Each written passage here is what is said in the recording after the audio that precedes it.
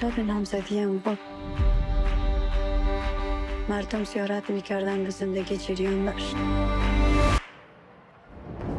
ناگهان رعد و برق شد.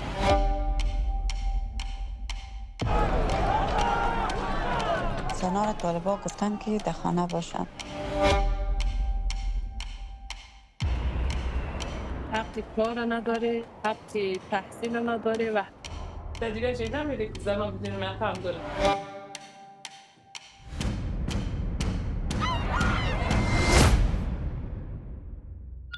و صدها نیروهای نظامی، ما فقط 12 زن هستیم ولی ما هنوز هم ساده هستیم. و بسیار مشکل داشته شدم و بر من بسیار سخت است که من از او کلینیک دل کندم.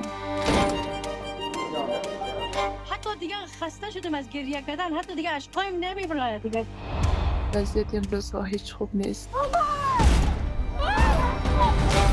مجبوریم مبارزه کنیم دیگه کدام راهی نداره. حالا و اگر اعتراض میکنه و صدای خود بلند میکنه دستگیر میشه.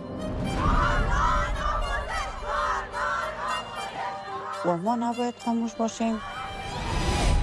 فقط این ویدیوی هم گرفتم رفتم میفرستم. اگر سبب به ما و دیگه ضرری برسد مسئولیت مهندس نیست. ما مبارزی ما با قلم و با سواد ما هست، نه با جهالت.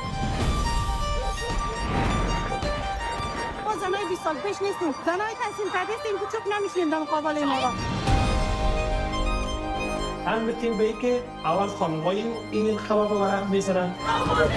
ما زنان هم نیمه پیکری جامعه هستیم. ما رای جمهور سال آینده ما میشیم.